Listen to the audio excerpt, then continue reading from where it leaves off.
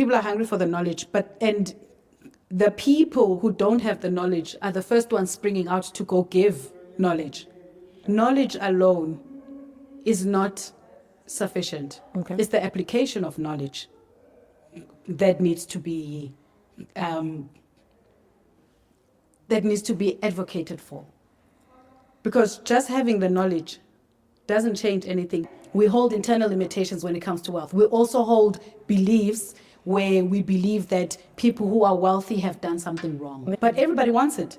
Yeah. Consciously, we all want it. That is true. But in our belief, in our subconscious lies the beliefs that it's wrong, it's wrong, it's wrong. The only way you can ever come up with a great financial plan is if you understand the person sitting in front of you. Yeah. Wake up, plan my day, make a new hit, go make morning coffee.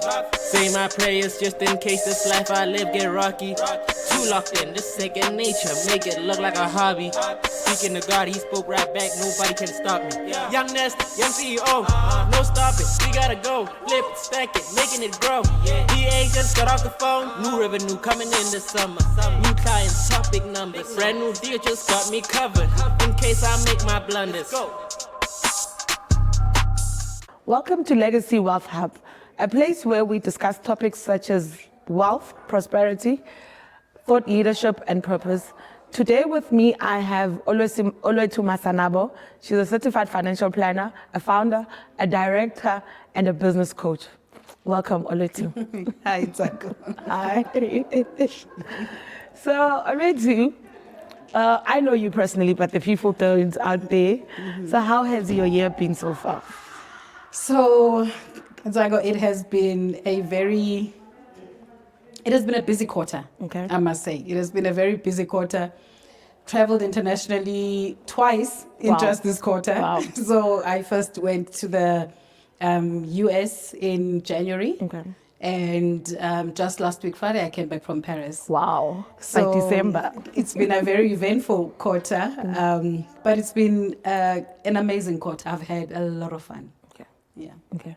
And besides fun, what other things did you do in the first quarter? What was it work, or can you tell us more about? Yeah, no. that? So there's work things. So there's actually a podcast Okay. in the pipeline. Okay. I'm establishing a podcast with a fellow colleague within the industry. She's a financial planner. Okay. So we'll be establishing a podcast where we're going to talk all things to do with money. Okay. We are not going to let regulation, no, I'm joking, not regulation, but we're not going to let other things determine what we talk about. We're actually going to talk about it all. We're going to talk about how people relate with money, because that's a very important one. It's a very important topic. And that's the very nature of a podcast, actually, the fact that it gets to be a bit uncensored. Yeah, that's the nice thing about it, right? Yeah. So what has inspired your journey in the financial services industry? So, I mean, you've been in the industry for 15 years. That's a very actually long over time. 15 years. Okay, That bio over. was a bit old. But Okay. I think so first things first, what you need to know is that me landing up in this, in financial planning was a mistake. A divine one. It was a divine mistake, but it was a mistake. I never intended to come here. So when I went to university, I had the sole purpose of becoming a chartered accountant. Okay. That's what I wanted to become. I wanted to become a chartered accountant. Of course, I did not know what it entailed, being Okay. a chartered accountant. Yeah. I just had role models that were chartered accountants, black women from Mthatha, born and raised Mthatha, and they started their own practices. Wow, They started that's their own inspiring. things. Now, one is actually a very big one. It's part of the SNG because it was Umamu Nonkululeko Gobodo and Umamu Cindy Zilwa. They were both my role models. So I wanted to be a chartered accountant. That's up until I came across auditing in second year. If I tell you that it was like watching paint dry, that's even more exciting than it. It literally was like plain yogurt at room temperature. Ah. Have you ever eaten plain yogurt at room temperature? nice. Yeah. That's how boring it is. I can So- imagine. So then what happened? So then I then decided that I couldn't do auditing. That meant I needed to go change my major. So my entire degree changed. This was in your second year. This is my second But at year. least that was early. I suppose. I went and I changed it, still kept it financial. So I changed it to financial management sciences. Okay. So meaning I could still do accounting, I still did tax, I still did management accounting, I still did those things, but I didn't have to do auditing. So instead of the auditing, I actually got to do strategy, so business management, strategy, and all of those things. And I fell in love completely with strategy. Okay. I knew that this is the thing that I wanted to do because I fell in love with it. Okay. So after completing that degree, I then went and did an honors in business management, but specializing in financial management still. Okay. Started working. I started working in a bank. That's where I started working. Started working in a bank, not in the financial planning. I just started working as a banker, as a business banker. Worked as a business banker. But to be honest, there wasn't really a connection with it. Okay. Anyways, fast forward. Then I had my first baby. Okay. And that's when I started looking for flexibility. I saw an advert, but the advert said financial analyst. I applied for it. Okay. And it was at Liberty. Needless to say, it wasn't a financial analyst job. It was a financial advisory job. And immediately when we started, they put us into, we started doing the NQF5, the wealth management certificate. Mm-hmm. And I fell in love. And I knew that after I'm done doing this, I'm actually going to do the CFP. Mm-hmm. And yeah, so that's what I did. And I fell in love and it was over for me. I was a gone girl. I couldn't go back and I'm still here now. I just want to go back to the women that inspired you because you're part of Lean In right now. Yeah. Tell us a bit more about that. And also I'm noting that in a way you actually got to CA level because you CFP, right? Even though you didn't go the chartered accountant route, yeah. but it's that designation. Yeah, look, I think in anything that I was going to do, I think I was always going to have a designation. Yeah. I think that's probably just the way I was, I think that's the way I was conditioned, maybe. Yeah. My parents were very big on education. Okay.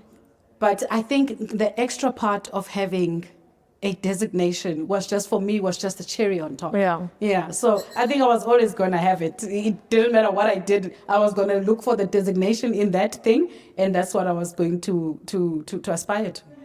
And while we're still on the topic of women, what do you think is the importance of women understanding finances in a household? It's very important. Looking at the South African demographic. Mm-hmm.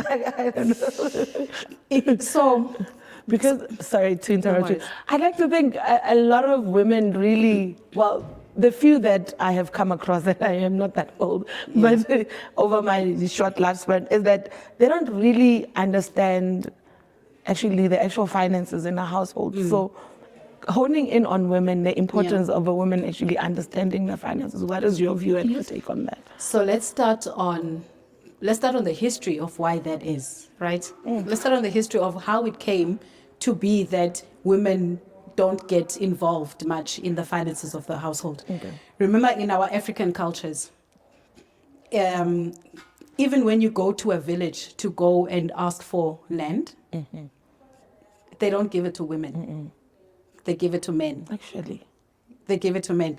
So, and remember, when the man of the house died, depending on which ethnic group you came from, everything was passed down to either the first son or the last son, depending on which ethnic tribe you come from. Yeah. So the woman was never included. The woman was never part of the finance discussions or any of the strategic discussions of the family, for that matter, because nothing was ever going to be hers. She was never going to have ownership. So when you look at that history, you then realize that has been one of the, I don't necessarily want to say obstacles, because then it's as if I'm saying that the tradition was wrong. And I'm neither saying it was wrong nor right. Yeah. I'm just saying that is one of the things that has caused the situation for women to actually take a backseat when it comes to finances in the house. Okay. So do I think it's something that needs to change? Oh, most certainly, because 40%, nearly 40% of households in women are led. 40%, nearly 40% of the households in South Africa are women-led. Yeah. So it's important that women start taking the reins when it comes to finances, because they need to understand how to grow the money, how to manage the money, they need to know all of that, because they are now the heads of the houses. And obviously the reason as to why that is the situation also goes back to history. You know, men left and became miners or left to go work afar, and then they were living in the places they were living in, and they created other families in the places where they were. Then when retirement came, they went back home to their original family, and they left these families without a man in it. Still women-led. Still women-led. So there's a number of contributions as to why we ended up with the situation that we are in now. And it is imperative that women know how to manage and grow the money. And also they are the ones that actually teach the children also. They're the ones that have the greatest influence on children. Yeah. So it is absolutely important that they impart that knowledge. So actually you bringing something up, maybe that was also part of the hindrances to imparting the knowledge, because the knowledge lay with the men, yet the men didn't interact that much with the children. Yeah. So it was then difficult to actually impart that kind of knowledge, because the man is busy doing other things, doing other men things and all of that. So yeah, it's definitely important, because that's the one way you can ensure that it's going to be taught to the next generation, and then the next generation, and then the next generation as well. So that could also be a reason why there's very little knowledge in terms of finances in South Africa, or on a majority of people. No? What do you think? So that was deliberate, unfortunately. That one was deliberate. So remember that financial products like life cover are wealth creation strategies, right? So that's a wealth creation strategy, and it helps the next generation, or it helps the people that are left behind, right? So, and that propels them in life. It gives them sort of a head start, or if you want to call it that. Now, these were specifically not included in the offerings to Black people for obvious reasons during apartheid and all of that, because colonization and apartheid were definitely economic warfares. That's true. They were economic warfares more than anything else. Yeah. So there were not the old government. It was not about to give Black people The tools. to start creating wealth, because that was not the agenda of the day. So that is a reason why there is such low literacy levels when it comes to finances and all of that. And no one is born with money management skills. That's true. They're all learned skills. Each and every person. Each and every person has had to learn it. Yeah. Yes, so it's not something that anybody is born with. And once again, the education system that was available for Black people. But I would even say even now, because when you look at schools, there's still no financial literacy. None of them actually teach you how to manage money. Yeah. Yet every single person at some point is going to interact with money. But it's not something that is taught. Hey, that's another topic altogether. That's another episode on its own. Okay, but having touched that, right, I just want to go to your, what you do at the FPI, because yeah, tell us a bit more about that. What exactly is your position and what you do? Since you've spoken about that, it reminded me of your. So I'm a director at the FPI. So I'm part of the board. I'm a board member of the FPI. I've been a board member since June 2021. Okay. So so that's what we do. So what we actually do as the FPI, as you know, is that we advocate for the financial planning We advocate for professionalism in financial planning. And so we advocate for professional financial planning for all, basically. That's actually our vision statement as the FPI. And it's important that we incorporate transformation in that, because we've seen in the last few, certainly in the last few 10 years, we've seen how the demographics of the profession are beginning to change slowly, but they are beginning to change. I mean, right now in December, we've actually reached 1,000 for Black membership. Wow. Within the FPI.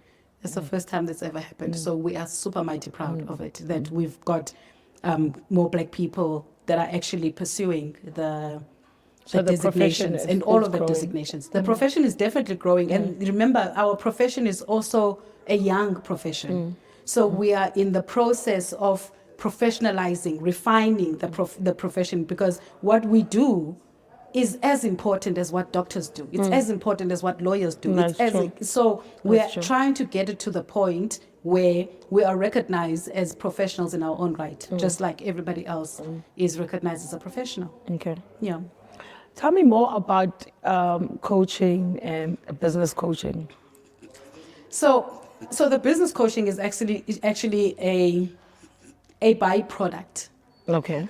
The actual coaching that I did most of the time was coaching the actual advisor. Okay. Because coaching the advisor helps the advisor to then start coaching their clients. Their client. Yes. Okay. Because money is a very emotional. Yeah.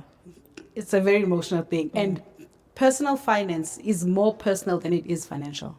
Yeah. Yeah. A lot of the time, it requires change. Change is not easy. Change doesn't happen overnight. Change takes time. So how do you get a person to change? You coach them into change. You coach them into enhancing whatever was already happening with them. Okay. That's what coaching is about. It's about helping people to get to the places where they want to get to, but have things that are holding them back. And what you help them see is you help them become aware of the things that are helping them back. And they then need to work on the things that are holding them back so that they can get to where they want to get. And that ties in very well with finances, because finances plus the coaching, personal finance plus coaching, means that the person has got a greater chance of achieving their financial goals. Yeah. Okay. Because then you're helping with the behavioral gap that they have. That's what the coaching is for. Okay.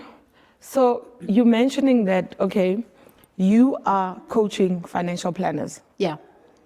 And they Training, are coaching, and mentoring them. training, coaching, and mentoring them. Yeah. And that you're putting them in a position where they are able to then teach financial planning to their clients. Not teach, they are able to then coach their clients to be able to meet their make better financial decisions, more informed decisions. Yes. Yeah. So, in spite of that, is there another strategy that we can use looking at the way, for instance, South Africa is? And I mean, there's a lot of people out there spewing out whatever they think is financial information. And sometimes you look at these things and you're like, and people are actually following those things for real. But I say that people are following that because people are hungry for the knowledge, right? Okay. People are hungry for the knowledge, and the people who don't have the knowledge are the first ones springing out to go give knowledge. The ones who are in the know are not doing it. And because people are hungry for knowledge and they don't know that this knowledge is not the one, they are then going to consume it. Yeah. And it's then the responsibility of the ones that know The onus to is on actually us go. to go out there. But now remember, knowledge alone is not sufficient. Okay. It's the application of knowledge that needs to be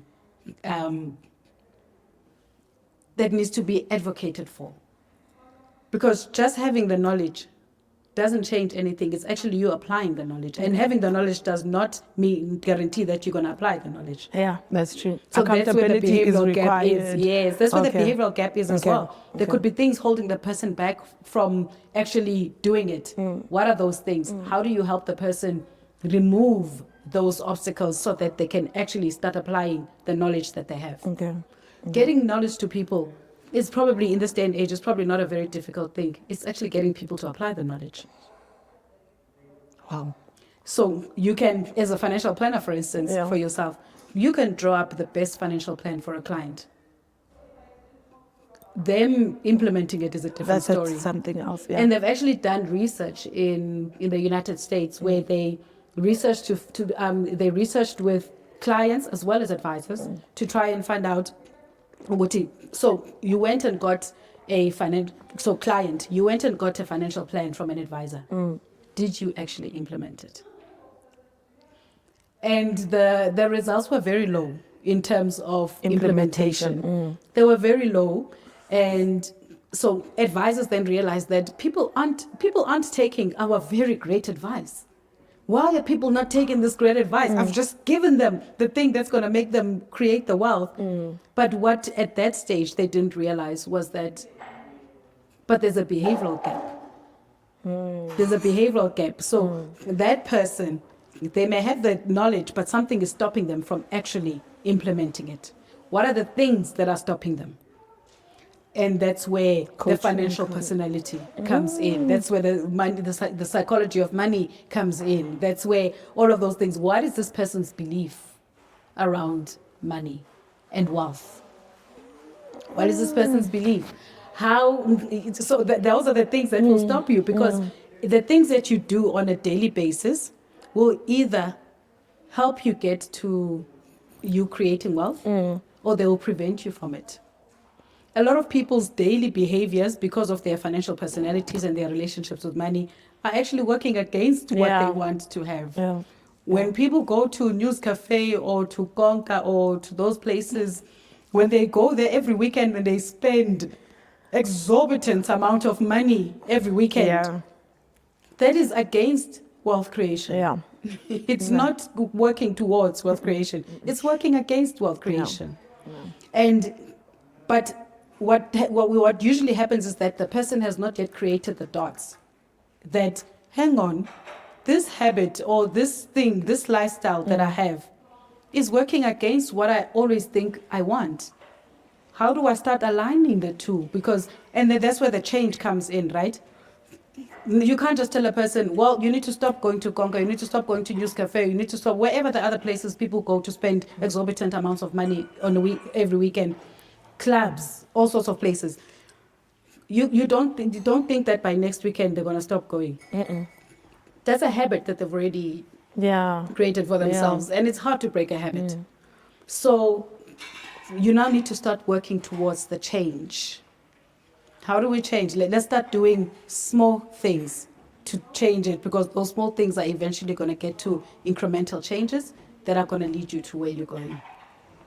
So financial advisors actually have a huge responsibility to do with people, because at any given time, they need to be working against people's beliefs and it's not working against, but working to change those so that it can lead them to where they actually want to go.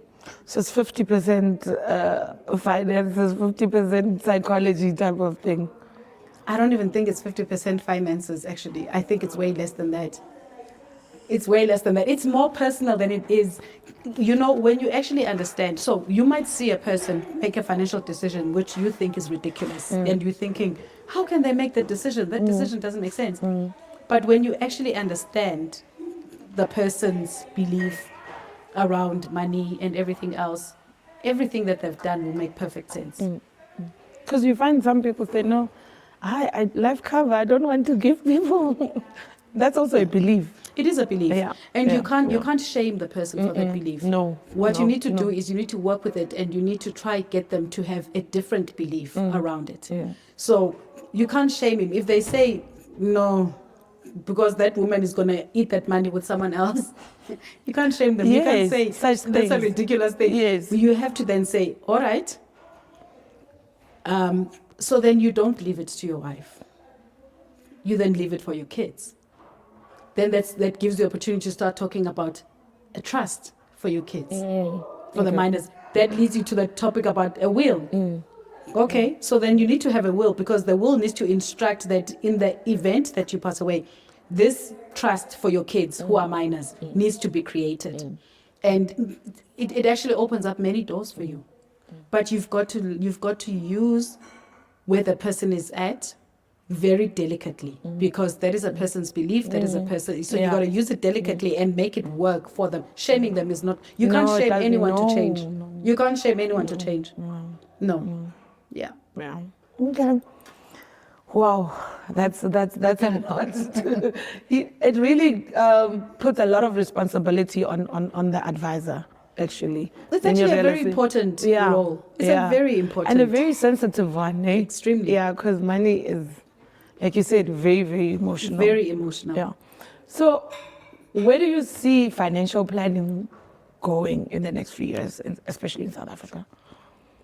Okay, so for one, I see it, and not I see it having many more black women. Well, not just a profession as well, but South Africa as a whole, even people, because do you think, even the market, even the people that... Looking at the initiatives that have been taken now with the FBI, PDT, and certain other big organizations to try and push the profession. Where do you see us moving and going to in the next few years? So with the initiatives like the BDT does, where I see is that we are certainly going to have way more black-owned financial planning practices, which are successful, which are valuable, which have been built to be sustainable. So that part really excites me. You said very important factors. Yes, it is sustainable, valuable, and successful. Yeah. But by successful, I mean profitable. Yeah. And because what we've seen in the past is that with the taking of upfront commission, there's been a lack of valuable financial planning practices.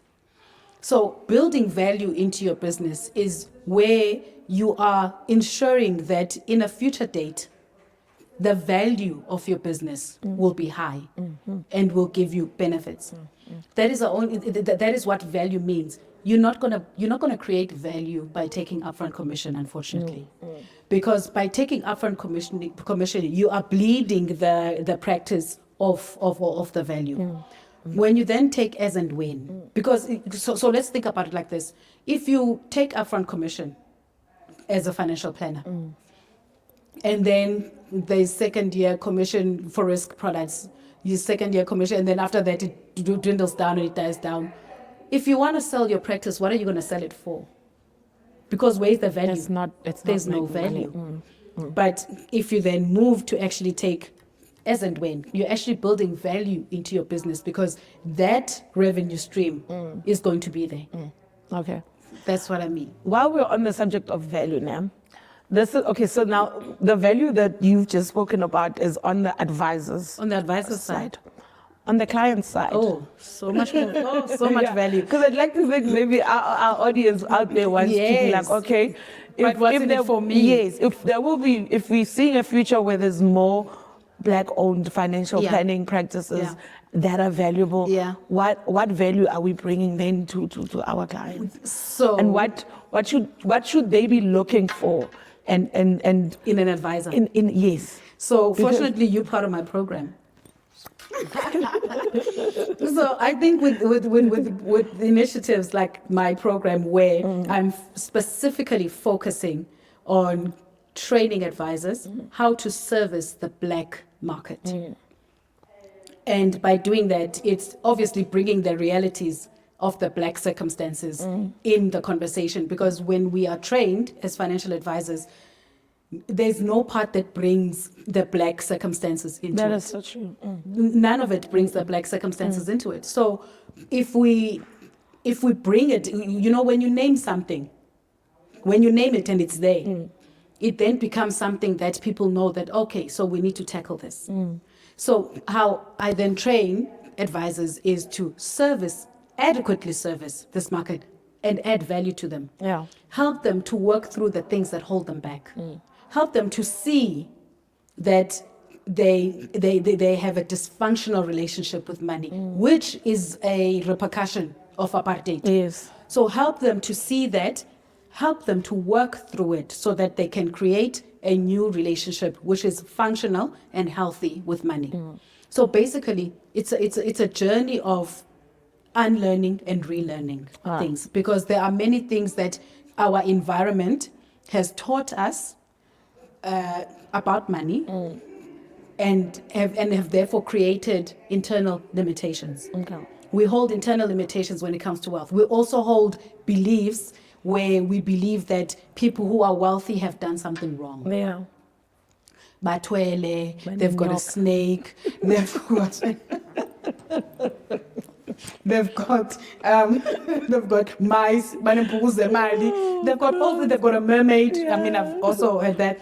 So we fundamentally believe that money is ill-begotten all of the time.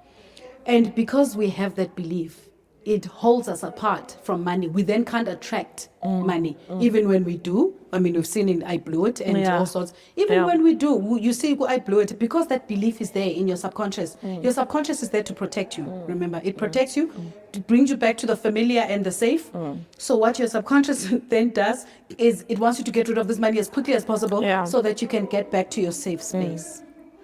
And that is because of the environment that we grew up in. Wealth is not something that is celebrated, but everybody wants it. Yeah. Consciously, we all want it. That is true. But in our belief, in our subconscious lies the beliefs that it's wrong, it's wrong, it's wrong. So we need to change that. We need to change that belief. That is a belief that we need to change, and those are the things that we need to start unlearning and then relearning. Other things that don't limit us so much. I mean, you even hear in conversations when people have progressed, what is usually the comments? Oh, umlungu now. Right? Because, and what we are saying by that comment is that those good things are for white people. They are not, and then the minute a black person gets it, they have progressed from being black to now being white. Yeah. Yeah. It's a toxic thing that we say. Yeah. And we say it without even thinking about it, because the fundamental belief we have is that wealth is for white people. It's not for black people. And do you think that could also be the reason why people would then want these money, microwave type of money, where you put money in and it comes quickly, instead of actually having a proper financial plan that can actually do, at the end of the day, create you that wealth that you want. Because we fundamentally don't have the belief that we can get the wealth. Because you're thinking there has to be a snake. so we want something that's quick. Yeah. Because we don't believe that if we do this thing, it will actually lead to that. We don't try. We also have a deep mistrust about it. And that's maybe got to do with the systems that are in existence. Remember, the systems that were there during apartheid were systems that were not built for us. They were built for a different demographic. Yeah. So those systems were built, and now we come into the same systems, and we're coming with a deep distrust of these systems because we don't trust it. That is why even to this day, black people have no ownership of the government, because the government was always for white people. Yeah. And our minds have not adjusted to Uguti, but it's now ours. And that's why we litter in our cities. We do all because we don't have a sense of ownership. So it's the same thing with systems. We're still so far removed from systems because we didn't create the systems. Yeah. The systems were never created to benefit us and all of that stuff. So we then have a distrust with systems, with official systems. And when someone else comes in and says, hey, I can help you make money quickly, we're like, hey, just in case it's true, let's quickly try to get this money. Yeah. You see, so that's what. And then you take your happens. pension and Then you take all your pension and then you give it to this guy who's telling you that they can make it into 5 times more. And you wonder to yourself, why haven't you done that for yourself? if you know how to take money and multiply it by 5, how come you haven't multiplied money for you? Because I'm sitting here with you, and when I look around, I'm not seeing opulence. He needs a pool. I'm not seeing opulence. How come you haven't been able to do it for yourself? Yeah. But because money is emotional, we make our decisions based on whatever emotion is happening for us then. And we might talk logically and say, but come on, guys, when you see the person, do they look like they have 5 times their money for themselves? No, they don't. But that person is not thinking that thing at the time. No. Yeah. No. Okay. So just to wrap it up, what wisdom would you then give on both sides? Because we've been looking at the client side and the advisor side. Yeah. What wisdom would you give to a young advisor wanting to start this very profession that is in its very early stages? And what wisdom would you give to a client sitting at home out there who says, I'm not even sure about, I've got insurance somewhere. Okay. Because it's always the case. You sit with a client and they're like, not I even know I've sure. got something. Yeah, and they don't even know sure why they have it. Yeah. And that's unfortunate. Because there's no plan or anything. So I'll start with the client. Yeah, Let's okay. start with the client. Okay. So the reason why the client doesn't even know what they have is that, unfortunately for them, they were sold something. They were sold something. No one was doing financial planning with them. Yeah. So they were sold something, and chances are a scare tactic was probably used. Should you tell? Yeah, a scare tactic was used, and the person was like, yo, now they're scared to death, and now they're like, yo, I better sign this thing. But you see, your body, because bless his heart, it wants to keep you safe. Anything that makes it feel fear or anything, it wants to get rid of quickly. So in a month's time, the body has gotten rid of that fear because the body wants to be in a place where it's happy. So it's gotten rid of that fear. Now the person has forgotten what that thing was because every decision they made it out of fear. Now they don't even remember what it was. And then a lot of them, what do? They go and they cancel it because they're like, this thing, then they cancel it. And that's where the lapses situation comes in, right? So that's what then happens. But if actually you sat with the client, you understood the client, you understood what they needed, because the client needs to drive the conversation. They need to tell you what problems and what solutions they are looking for. It seldom happens that way because people are coming to sell them things and they try and make it as if it's a solution to your problem, but they haven't even heard what the person's problem is. That's so true. So they come and they say, here's a solution. Meanwhile, that person is just like, I don't even know that I've got this problem. But because you scared them, they then buy it. And also, we don't, so let me say this. For a client, they must look for someone who is interested in them. Okay. Your financial advisor must be interested in you. They must be interested in your situation. They must be not just your money, in you as a person. They must be interested in you. What are your aspirations? Where are you trying to get to? What do you want to achieve? And then that's where they must then plug in. It can't be about what the advisor thinks is best for the person. It's what the person wants for their lives. And then you see how you plug in to help them achieve what they want. So that's what clients should be looking for. They should be looking for someone who is actually willing to add value to their lives. Someone who's willing to show them and teach them as well. Ubuti, do you think this is what's happening for you? Someone who's going to open their eyes and open possibilities. That's where the coaching comes in. That's why I said advisors must coach their clients because a coach is supposed to help you see new possibilities. That's what the advisor should actually do for the client. Then for the advisor, what must the advisor look for? Sorry. What wisdom that you are the wisdom giving. for the advisor. Yeah, Okay. the advisor. So as an advisor. But before we get to the advisor, I think that's a very important thing that you just said, because now the product implementation is basically, it's just to solve the problem that the person has. Yes. Financial planning was never meant to be centered around the product. Yes. It was never meant to. That is the difference between brokers and financial planners. Ooh, I think that's a good one. That is the difference between brokers and financial. Brokers are brokering for Financial Yes. planner is actually doing financial planning for their clients. That's the difference.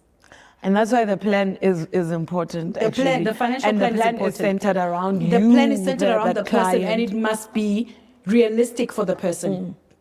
Because there's no point in you coming to tell the person this is what you need to do.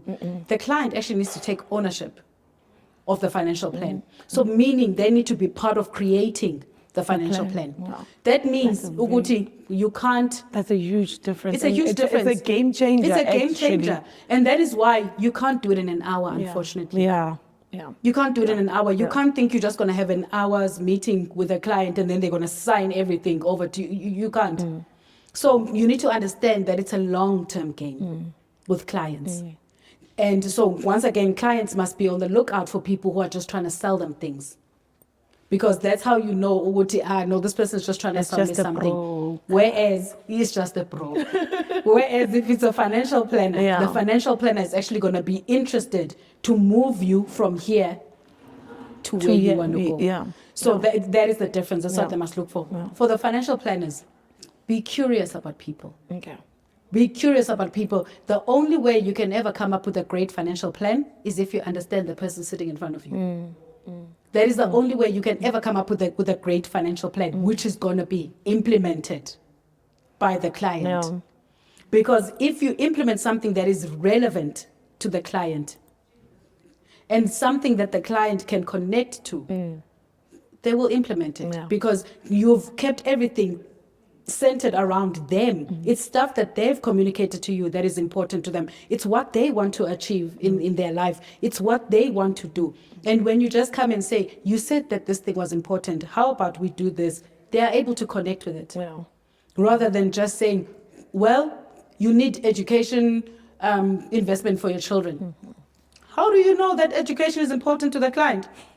Maybe the client is just like, no, I actually believe, Uguti, after matric, the child must go and work, and if they want to study, they must pay for it for themselves. That's the only way they're going to value it. Yeah. Some people actually have that there's belief. people who do that. Yes, but because you never bothered Because to they find want out. to teach certain. They want to teach certain things. Yeah. Because you never bothered to find out. Here you come, you're saying education. So take an education plan for your child. And they're like, no, Okay. I think that's the worst thing you can ever do for a child. Yeah. Because then they're going to be entitled and they're going to be all sorts of things. Yeah. So understanding the client sitting in front of you is the most important thing. That's the only way they can ever make your financial plan implementable by the client. It's not a blanket. Don't It's use not a blanket approach. Yeah. You can't use a blanket approach. Yeah. Each person is different. Yes, you must have processes that are consistent, but your interaction with your clients is something that is the most important thing. Your ability to extract important information from your clients is what is going to make you a great financial advisor. I think that is, you've just, we're trying to close. That's a very important point, because you can have the opportunity to sit with someone, but not be able to probe. Not be able to extract the important information that you need. Yes. So in order to tailor make the plan. So you can waste many hours with a client. Yeah. Sitting with a client because you're trying to get to a sale. And that's where we get to the emotional part and understanding that Yep. Wow. And you know what happens for the client? What happens for the client is that they connect with you at an emotional level, because that is the kind of relationship that is developing between the two of you guys. And because there is that connection, it's going to be difficult for you to lose that client to another advisor who's not doing the same thing as you. Yeah. If they come across someone else who's doing the same thing, then there's a chance that they might say, but often they're not. They're like, I've already made an emotional commitment there. Yeah. Why am I going to go make another emotional it's going to be too much. I'd rather just stick with this one. So that's what you want to do. Your ability to extract the important information, and the important information is what's important to the client. Yeah. Where are they trying to get to? What is their relationship with money? Yeah. What has been their experience? Because remember, so their money story begins from their very first memory of money. Yeah. Because that memory of money is the thing that influences their financial decision to this day. Yeah. So what you want to do is you want to get an understanding of that. Because that is going to let you know, okay, how do I work with this client? How do I get them to where they need to go? Yeah. And that is never going to be the same between two clients. No. Yeah. No. Yeah. Oh, Olwethu. Wow, you've given us quite a lot to consider and to think about. Yeah. And thank you very much for your time this afternoon. I think you've given us a wealth of knowledge for both the client and the advisor. So thank you very much for your time. Hopefully you can come back again and give us even more insight. Yeah. Thank you, Ntsako. Thank you for inviting me. It was an honor to be on your podcast. Thank you. Thank you. Yeah. Thank you so much, Olwethu, for such a rich and inspiring conversation. To our audience out there, this is our very first episode. Subscribe. See you next time with more industry experts to give you more enriching and a wealth of knowledge. Thank you. Yeah. Wake up, plan my day, make a new hit, go make morning coffee. Say my prayers just in case this life I live get rocky. Too locked in, this second nature, make it look like a hobby. Speaking to God, he spoke right back, nobody can stop me. Young Nest, young CEO, no stopping, we gotta go. Flip it, stack it, making it grow. DA just got off the phone, new revenue coming in this summer. New clients, top big numbers. Brand new deal just got me covered, in case I make my blunders.